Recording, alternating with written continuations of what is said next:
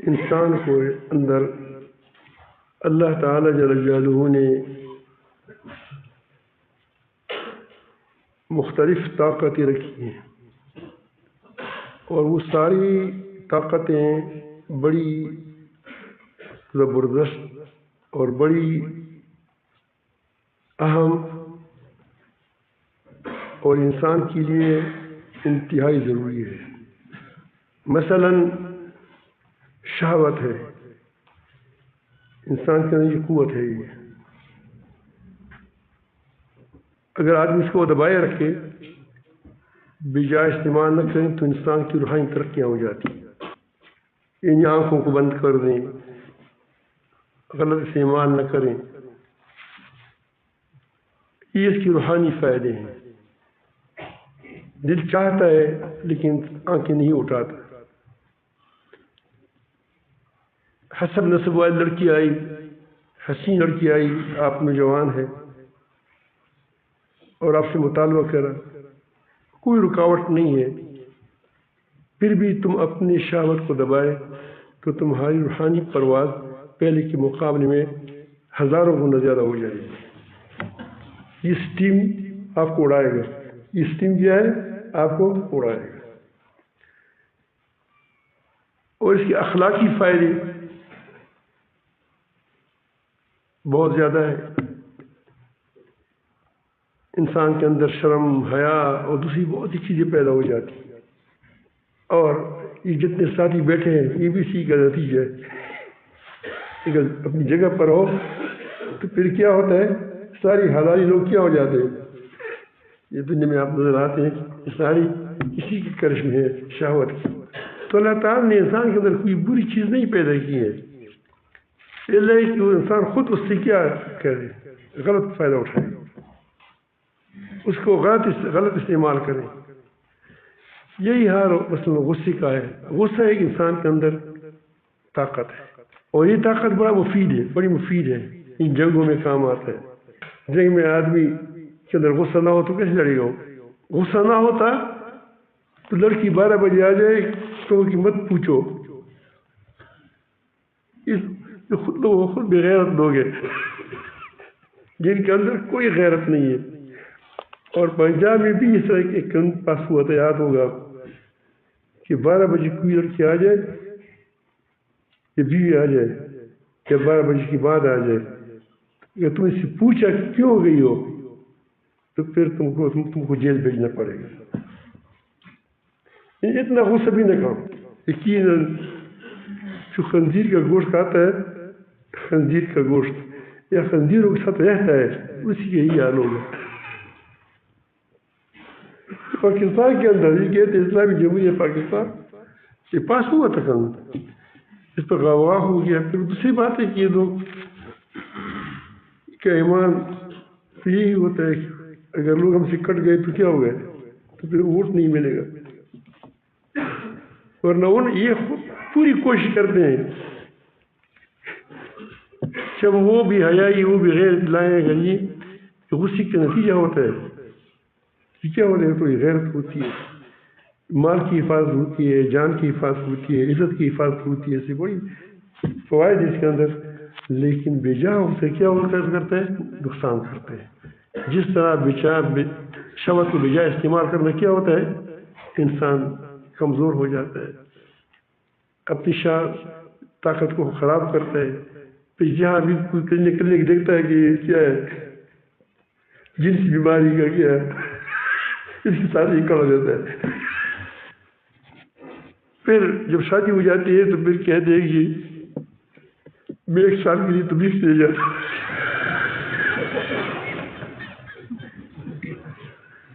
اور جب یہاں آتا ہے گرموش شریف میں 3 سال میں لگ گیا۔ میرا ایک دوست تھا،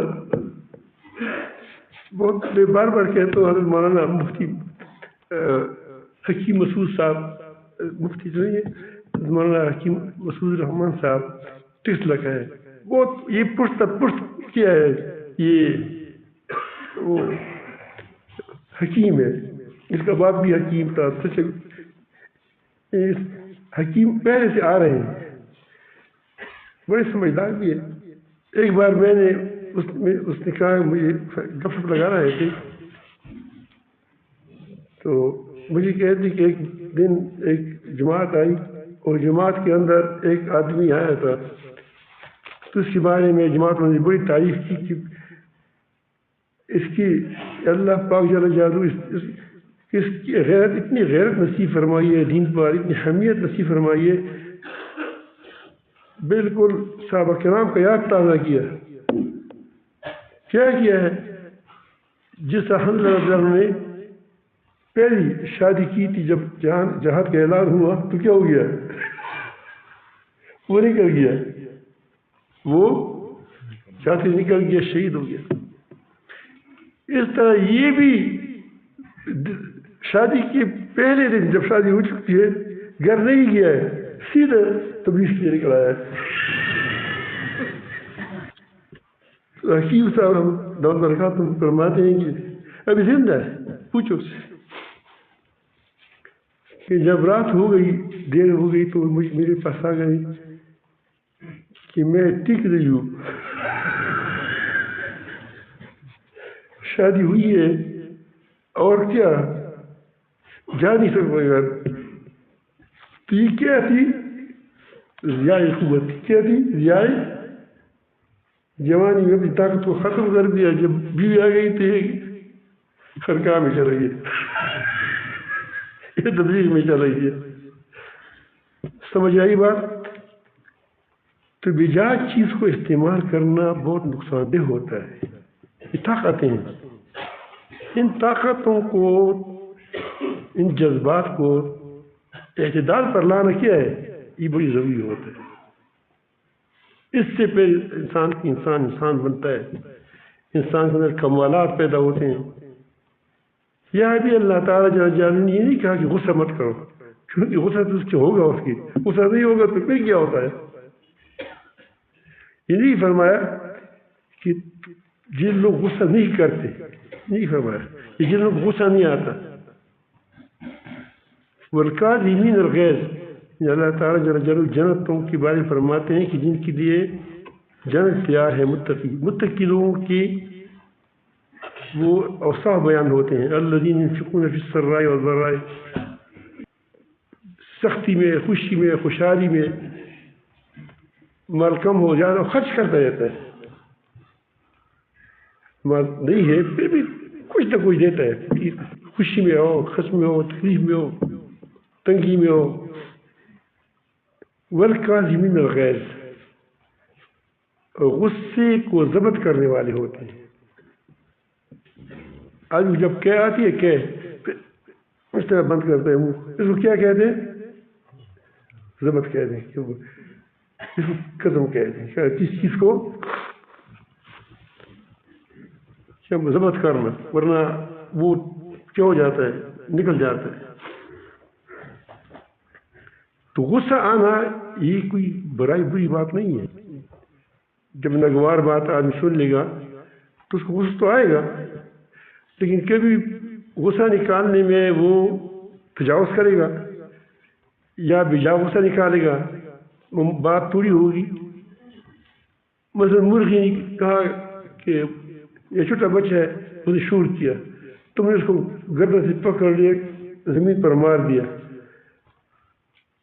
اب یہ آپ دیکھیں کہ بچہ ہے یہ تو شور کرے گا بچے شور نہ کرے بچے شیطان لے کر شرارت نہ کرے پھر کیا کرے بچوں کے پاس تو کوئی کمالات یہی کمال اس کا ہوتا ہے کہ شرارت کیا کرے اس طرح مرغی ہے وہ کڑکڑا کر دیا تم کہتے ہیں کہ اتنے پتھر اٹھا کر اس کے سر پر مار دیا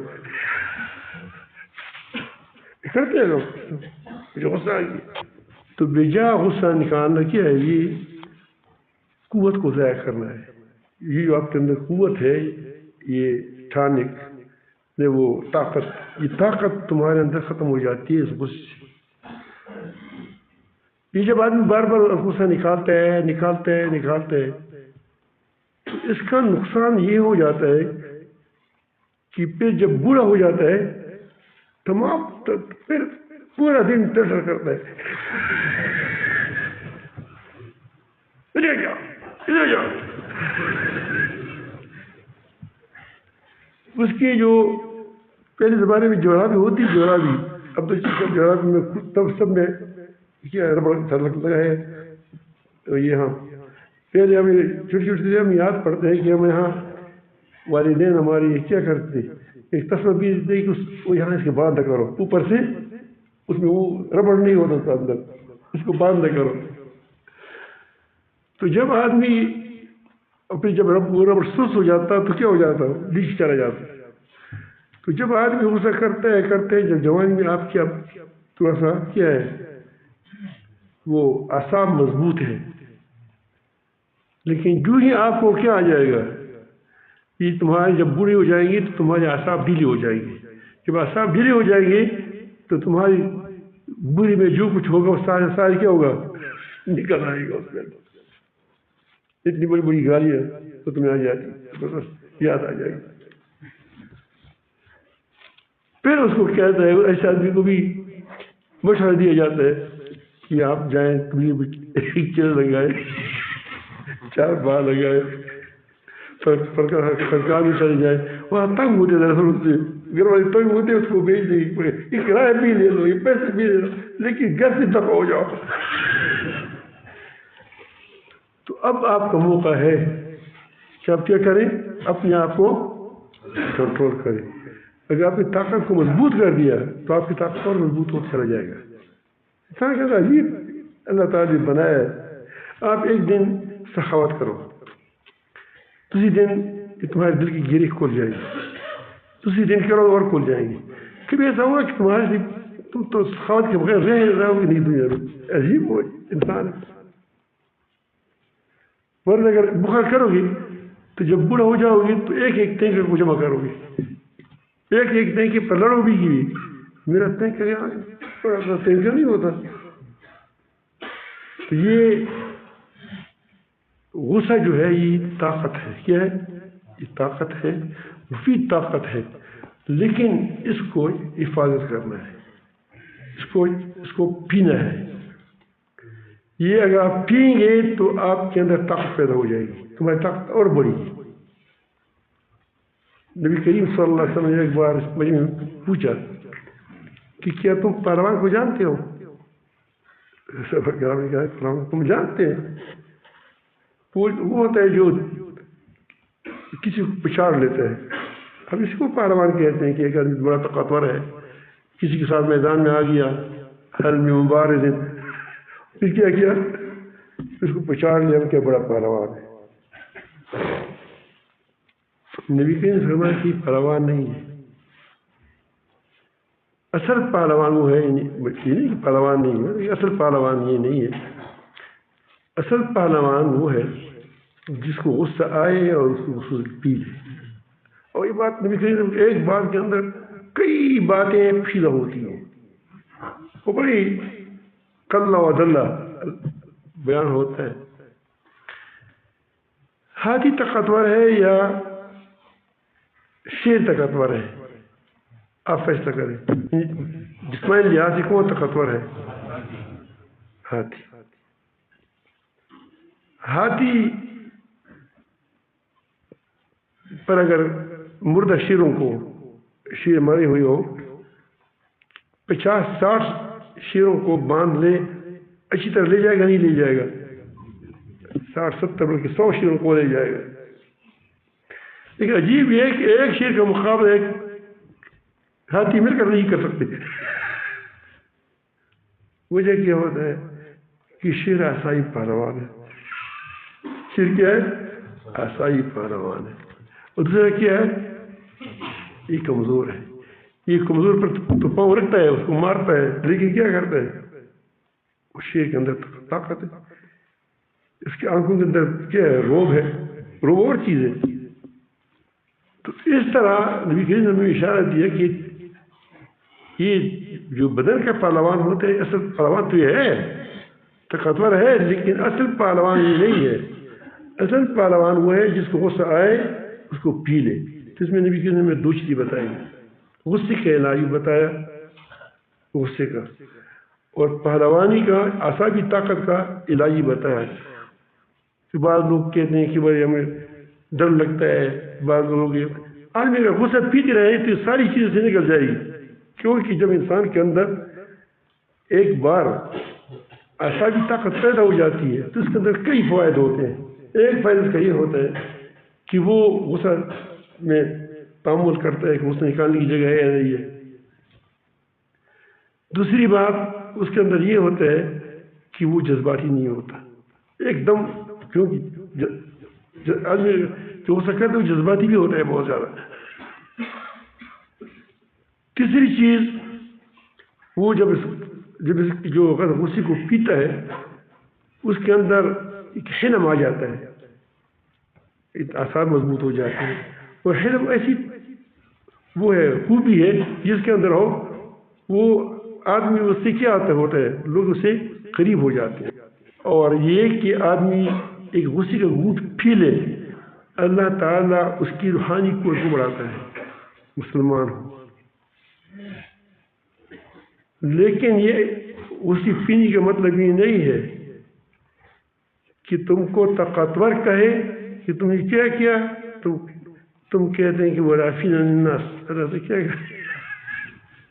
اس وقت تم کو یہ آیات والکاظمین الغیظ والعافین عن الناس، اور جب کمزور کہے، تھوڑی سی بات کمزور آدمی آپ سے مال میں کمزور ہے، قوت میں کمزور ہے، یا پیچھے پاس کوئی عہدہ بڑا ہے تھوڑا سا، اس وقت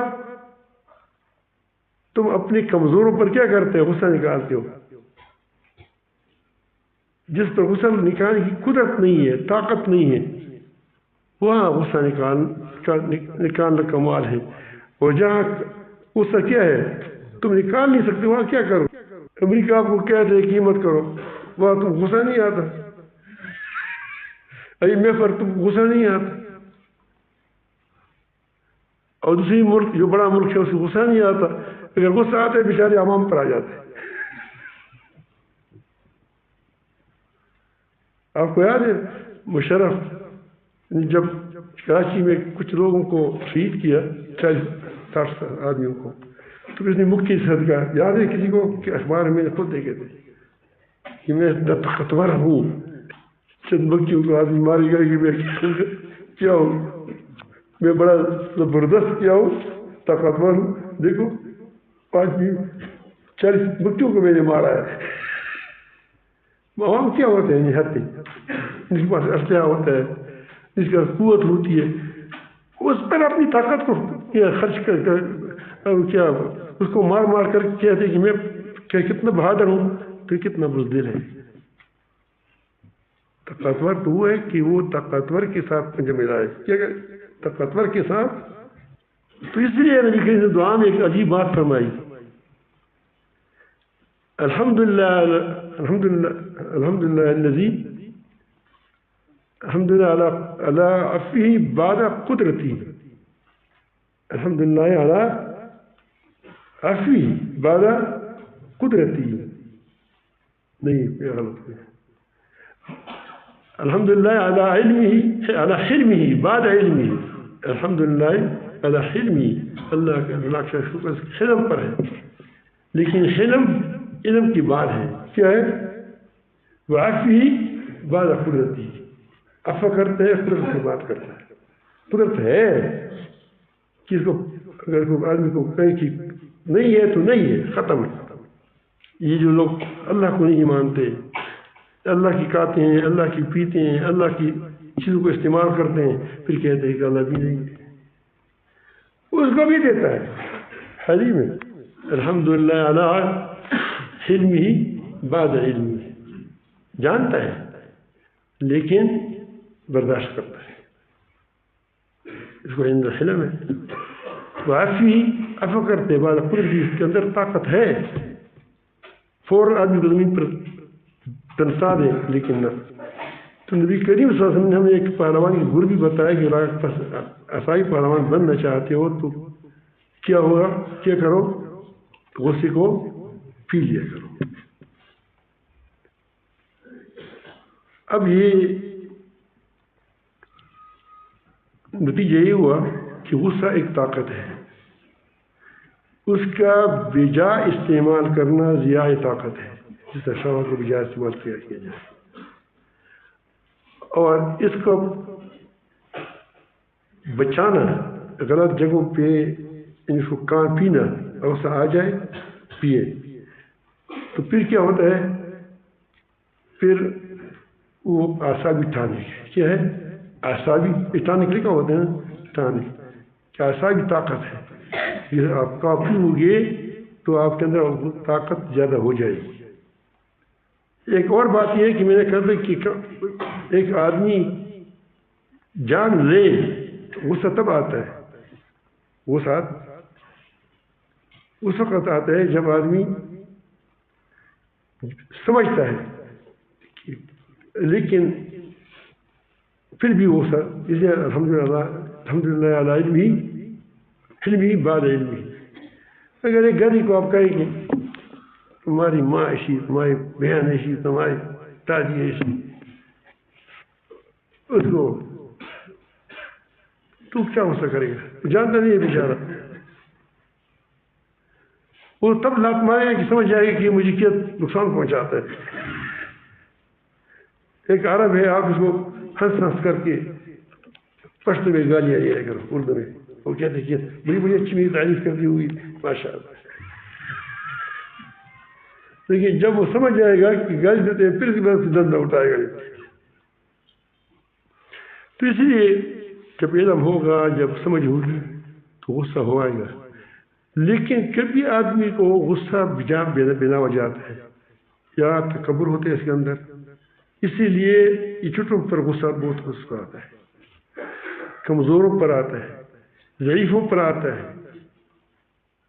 لنگڑوں پر آتا ہے، لوگوں پر آتے ہیں. اور جب اسی تھوڑا سا بڑا ہوتا ہے اس پر غصہ نہیں آتا. اس لیے نہیں آتا کہ وہ اسے ڈرتا ہے یا کوئی توقع رکھتا ہے، اس پر غصہ نہیں آتا. تو اسی لیے وہ اب غصے کا علاج میں بتا دیں کہ مختلف قسم کے ہوتے ہیں. کبھی کبھی آدمی اتنا باریک ہو جاتا ہے کہ تھوڑی سی چیز اس کو بڑی لگتی ہے.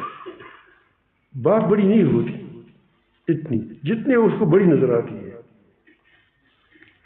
میں نے اسی حکیم صاحب کو جس کے بارے میں ابھی بات کی تھی، حکیم محسوس صاحب سے ایک بار پوچھا، اس کو بلڈ پریشر ہو چکا تھا. بلڈ پریشر اللہ تعالیٰ مجھے بچائے، آپ بھی بچائے، جس کو اللہ ختم کر دے. تو وہ سنا ہے کہ آدمی کو بہت غصہ آتا ہے. جس کا بلڈ پریشر ہو وہ کہتے ہیں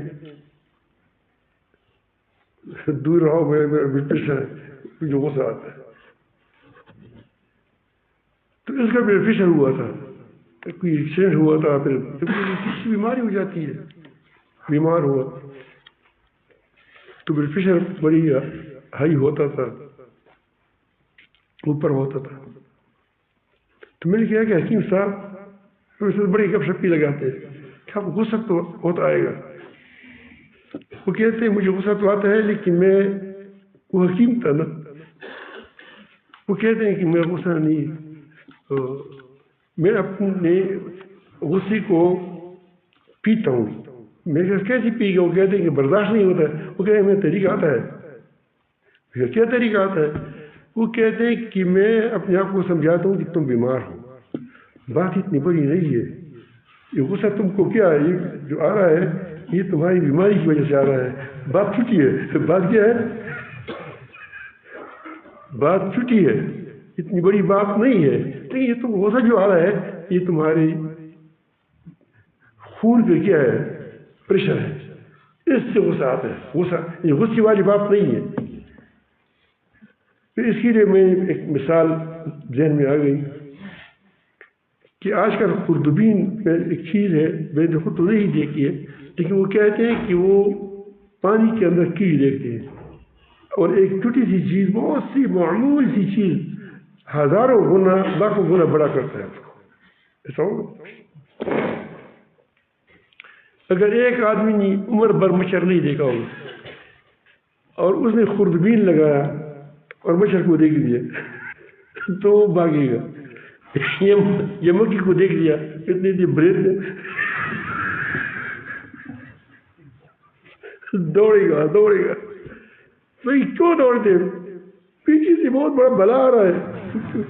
جب دیکھتے وہ مکھی ہوتی ہے یہ بیٹھتے ہیں. اور جس کو پتا ہوتا ہے کہ میں نے خوردبین لگایا ہے اور خوردبین کے اندر یہ کمال ہے اور اس نے مکھیوں میں دیکھا ہوگا تو جب یہ چیز آ جائے گی اس کی نہیں کرے گا. دونوں میں کیا فرق ہوا؟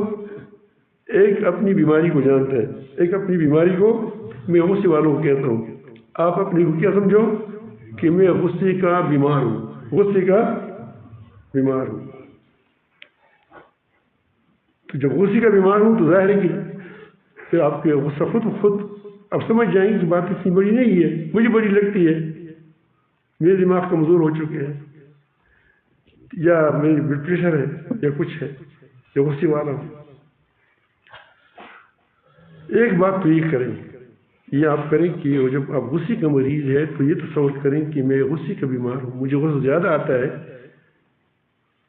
اسی لیے مجھے وہ بات بڑی نہیں ہے, مجھے بڑی نظر آتی ہے. ایک بات. دوسری بات یہ کریں کہ حدیث میں بھی آتا ہے کہ وہ آدمی اگر جا رہا ہو تو اٹھ کھڑا ہو جائے, کھڑا ہو تو بیٹھ جائے تو لیٹ جائے. اس سے کیا ہو جاتی ہے غصہ. آپ نے دیکھیے جتنا تزلزل میں انسان ہوتا ہے اتنا اس کے اندر کیا حجاب پیدا ہوتا ہے, یہ بڑاس پیدا ہوتا ہے. جی آپ دیکھیے سر ٹھیک لگائے نا. اب دیکھیں جب کبھی ایسا ہوتا ہے غصے میں ہوتا ہے پھر لوگ کہتے ہیں اس کو پانی پلاؤ. اب دیکھیں کبھی غصہ آتا ہے اس سے بیٹھ جاتا ہے, پھر کہتے پانی پلاؤ, پھر غصہ ٹھنڈا ہو جاتا ہے. تو غصہ ایک آگ ہے, اس کو بھی ٹھنڈا کرنے کے لیے کیا ہے بیٹھنا پڑتا ہے, بیٹھے. لیکن آج کل غصے کا معیار کیا مقدار تھوڑا سا بڑھ گیا ہے. بیٹھنے سے نہیں چلتا, زیادہ ڈیڑھ سے بھی نہیں چلتا, پانی سے بھی نہیں چلتا. کیونکہ میں نے ایک دن وہاں یہاں جو قریب میں دو آدمی کی لڑائی تھی. حالانکہ وہ بڑی ہماری حیا بھی کرتے ہیں ہم سے, وہ زیادہ ادب بھی کرتے ہیں, علماء کے ادب کرتے ہیں. لیکن جو ہی اس کو بچاتا ہے ٹھنڈا کرتا تو پھر وہ اٹھا, کئی بار اس کو بٹھایا پلایا, اس کا غصہ ٹھنڈا نہیں ہو رہا. تو آج کل اس کے ایک طریقہ ایک اور بھی کرنا پڑے گا, کیونکہ میں بتا دوں گی یہ علاج ہوتے ہیں, علاج ہے. تو ایک یہ کام کریں کہ مجلس کو تبدیل کر لیں, اس وہاں سے چلے جائے, یہ کوئی لے جائے. اب دیکھنا جو کہ جب جھگڑے ہوتے ہیں تو وہاں سے کوئی لے جاتا ہے, وہاں بٹھاتا ہے, پھر پانی پلاتے ہیں, پھر تھوڑا سا ٹھنڈا ہو جاتا ہے. مجلس کو چھوڑ دیں اور دل میں اعوذ باللہ من الشیطان الرجیم کہ غصہ شیطان دلاتا ہے, اعوذ باللہ من الشیطان الرجیم یہ پڑھیں.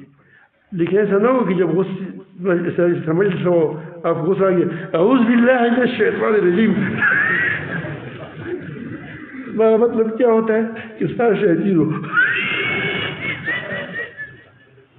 تم نے نکال ہی دیا, اب کیا کرو گے؟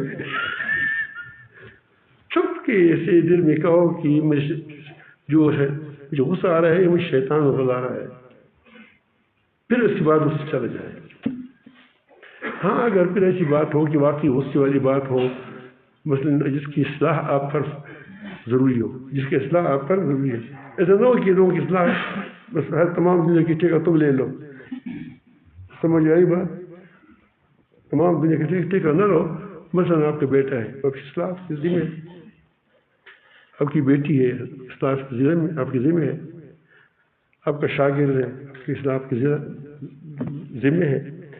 تو پھر جب آپ سے ٹھنڈا ہو جائے, اگر اس نے واقعی ایسی غلطی کی ہو کہ وہ قابل سزا ہو, تو پھر جھوٹ موٹ کا کیا وہ غصہ پیدا کر کے اس سے غصہ پر دے دے. لیکن اس وقت تمہاری سزا میں کیا ہوگی؟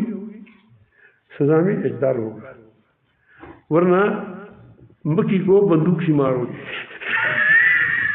مکھی کو ایک پیسے کی مکھی ہوگی, 100 روپے کی کرتوز ضائع کرے گا، اور مرغی کو اتنی پتہ سے مارو گے وہ تو جاتے کش چلا جائے گا، آپ اس کو پتہ سے مت نہ مارو گے تم مجھے. اور بچی کو یہ کاری سب مجھے خفا نہ ہو جائے، ٹھیک ہے صحیح ہے نا، خفا تو نہیں ہوگی نا، کاری سب بس سے بہت بڑی لوگوں کو مارتے جو غصہ آتا ہے. وجہ کیا ہوتی ہے کہ وہ پڑھاتے ہیں دماغ اتنا کیا ہو جاتا ہے، کڑا ہوتا ہے، اور جب بچہ شیطانی کرتے ہیں، شرارت کرتے ہیں تو ایسی پٹائی کرتا ہے. ہمارے ایک کئی آیا تھا، انہوں نے پابندی لگائی، اس کو اتنا مارا بلا ہے، تم کو سبق یاد نہیں، اس کا ہاتھ زخمی ہو گیا، یعنی بہت سخت مارتا. تو اس کو تم نے خود غصہ کیا قاری صاحب کو. وہاں 2-3-4 آدمی تو ہوتے تھے ہمارے ساتھ، زیادہ تھی بھی نہیں، وہاں فرانی گھر کے اندر ہم رہتے تھے. تو ایک قاری کو میں نے ایک بار بلایا کہ بھائی تم اتنا کیوں، یہ نہیں اور بار پنجاب میں تھا. انہوں نے کہا کہ ہم نے استادوں نے اس سے بھی زیادہ مارا ہے. میں کیا کرتے؟ وہ کہتے ہیں کہ ہم سے کپڑے اتار کر کے، نہیں وہ قمیص اتار کر کے الٹے لٹکا دیتے تھے. میں تو مطلب ہے کہ میں تو بہت بزرگ ہوں، مطلب یہ تھا اس کا. بڑی خیر بہت آدمی کو مارا تھا. میں کہ کیوں مارا ہے اس کو؟